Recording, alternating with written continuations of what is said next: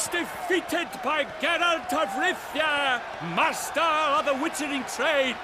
Behold, as the last gasps of life seep from the beast.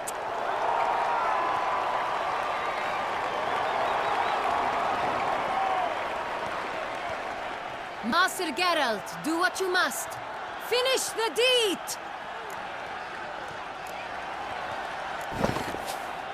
Monster's no threat. No need to kill it.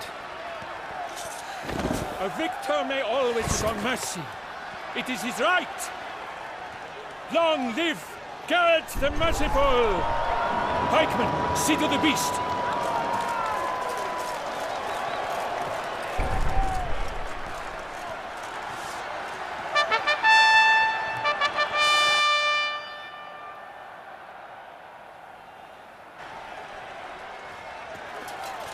Guillaume. The lad came damned close to dying.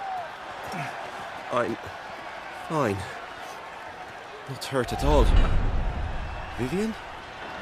Smile as befits a hero and keep silent. Speech clearly paints you. She approaches.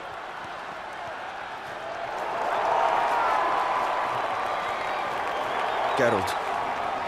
We must talk. Vivian. You shall talk later, in the medic's tent.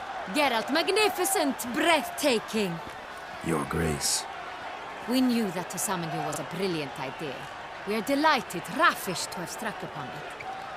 And I'm truly, honored. See to our young hero. Hop, hop. For we must make off with Geralt. We should talk. We had been long awaiting your arrival. Had nearly lost hope. Then suddenly, that entrance, so spectacular.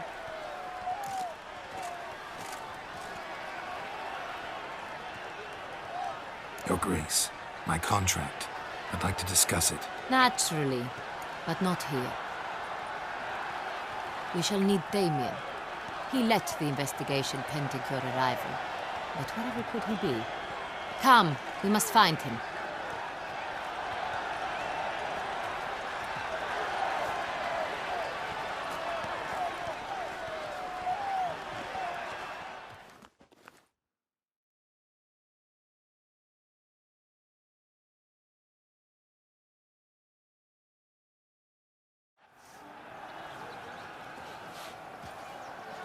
Tell us, have you come alone? Or did Viscount Julian accompany you? Wish to see Dandelion, Your Grace? Yes. I mean, no. Yes. But solely to tell him we regret. Yes, deeply regret rescinding the death sentence we so justly handed down upon him. If we could turn back time, we would make certain he sat in a tower till he rotted. No, we would ensure he was broken on the wheel, then drawn, hanged, and quartered.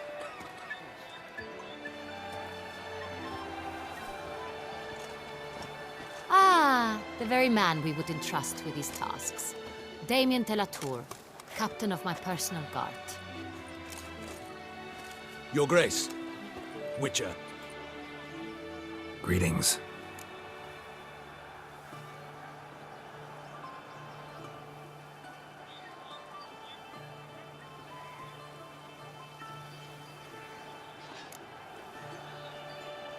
Sorry to have to tell you, but the guardsman handling the last victim's body... I know already. The creature in the cellar of Corvo Bianco. Was it the beast? No. A Bruxa, a kind of vampire. Not the beast, but tied to it in some way. You know this how? Through careful analysis of the evidence, both on the riverbank and at Corvo Bianco. Do you mean to insinuate the investigation thus far has been sloppy? Geralt insinuates nothing of the sort. We must listen to him attentively. I examined the body of the beast's last victim. Might have found something. Need to analyze it. A quiet place, that's what I could use most right now. And maybe the help of an alchemist or a mage. Also like to hear all you know about the previous victims. Take it Sir de la Tour is my man for that. Firstly, call me Damien, please. Secondly, you should know I spoke against summoning you here. I've heard much about you. You bring trouble, or thus far have, always. and we've enough trouble as it is. Yet we are capable of defeating the beast on our own, without an outsider's help. I've no doubt about it. Damien, we settled the matter of the Witcher's employ some time past. Definitively. Since you have broached it nonetheless, let us discuss Geralt's pay. Are the legends true? Do Witchers usually demand that which you find at home, yet did not expect? Yes, Your Grace. The law of surprise. Time-honored. We shall be content. The surprises we encounter on a daily basis would be of no value to one such as you. What awaits at the palace are edicts to sign and portraits of suitors from far-off lands. I fear you would find little use for either. Thus, we've decided you shall receive the deed to a vineyard, Corvo Bianco, and the sum of coin. You will doubtless consider this adequate. Title to the vineyard shall be given to you at once. Surely you'll need lodgings while you hunt. The coin, however, will be yours only once you have slain the beast. Lovely, generous gesture, Your Grace. But Corvo Bianco, isn't it the Duchy's temporary morgue? Is it now? The Chancellery's bungled things again, we fear. Not to be left unsupervised for one instant. Yet, in its mood, a morgue should present minimal problems to a Witcher. What's more, nothing enhances a wine's reputation better than a grim legend. Thank you, Your Grace. I accept the contract, of course. But as I said before, I'll need some information. How'd it start? Who was the first victim? Crespi was the first to die. He was famed once for his many glorious tournament victories. Then he grew old, hung up his sword, and took to winemaking. Crespi was not loved by the wine merchants. He was ruthless in business and thought to cheat many a time. He asked us for a dispensation from all court ceremonies. We did not grant it. We could not. Once you've taken the oath of a knight, you remain a knight till death. How'd he die? Where'd they find the body? Quite unusual, the circumstance. He was at a feast when suddenly one of his fellow feastgoers noticed he was missing. The town watch found him an hour later. On his hands and knees, propped against the town pillory, his sword hanging from his neck. He had died of wounds inflicted with claws, not a weapon. Blows of great force. So he died suddenly, but the body was on its knees, meaning someone posed it. So it seems. Second murder. Tell me what you know. In the city there are certain nooks. No one reasonable ventures there after dark. Ramon Dulac's corpse was found in one such place. With the first murder, terror gripped the city. Its inhabitants grew wary, kept to safe areas. Consequently, news of the second victim came to us from a group of concerned cut-purses. Criminals fear the beast? Telling in a way. Take it you've excluded the possibility that Ramon died at the hands of these bandits. Do you believe me an amateur? Not hands, but claws killed Ramon Dulac. The wound was deep, clean. His body was found in a gutter, dressed in nightshirt and cap, a pillow placed under his head, and his sword replaced by a bed warmer. Ramon Dulac, a knight who but a dozen years past was an advisor to our father, the Duke. Someone went to a lot of trouble to make him look ridiculous. Maybe revenge was the motive. It's not out of the question. Dulac had shady dealings with the criminal underworld, but no one ever came forth with concrete proof of any misdoings. So, first two victims were knights, best years behind them. The same could be said of the third.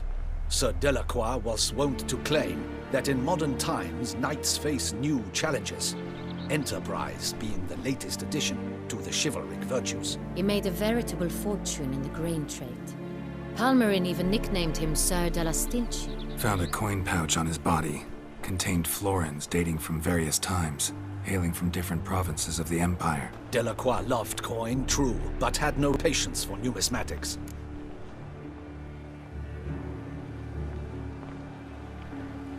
Lots of similarities between the victims. All the bodies were found in strange places under extraordinary circumstances. Seems the murderer, whoever or whatever it is, has some meaning to convey. These were honorable men. We are horrified by the disdain, the disrespect with which they were treated.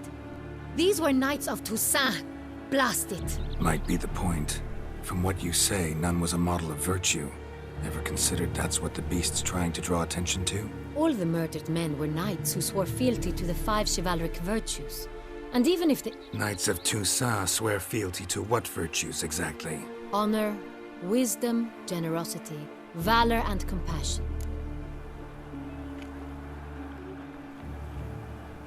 Beast seems to be pointing up moral decay, denouncing it. Victims were all humiliated.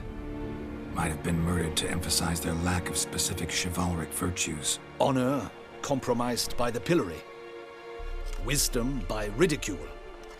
Generosity by a coin pouch shoved down a throat. It seems to fit, true, though not perfectly.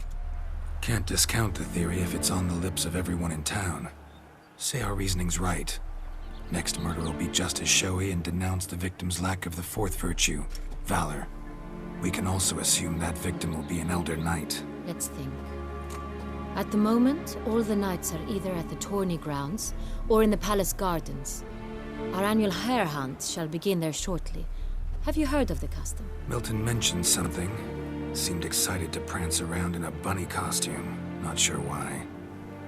Hang on. Strange circumstances. A knight advanced in years.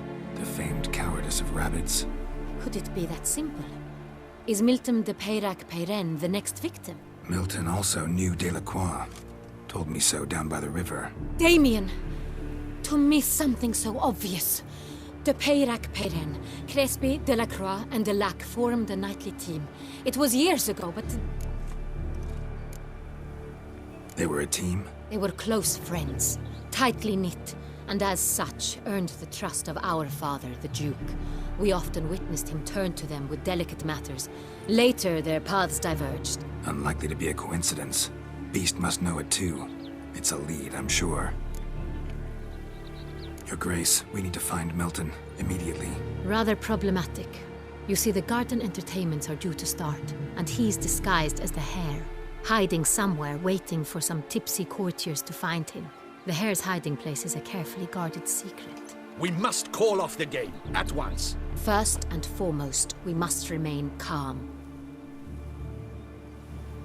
Damien, order the garden searched immediately, but discreetly. By no means can we disrupt the festivities. Panic will only incite the beast to strike sooner. And you, Witcher, follow me. My gardens, my night, I shall take the fall. A murder is out of the question. I will not allow it. Not near my palace. Horses? Ready our horses!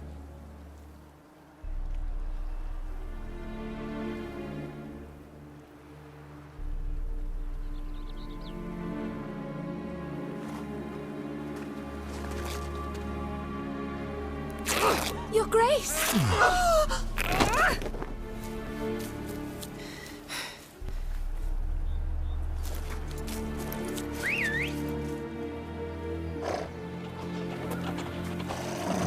What the hell? Why, I said... Your Highness, I... Mind it doesn't get wrinkled. Onward!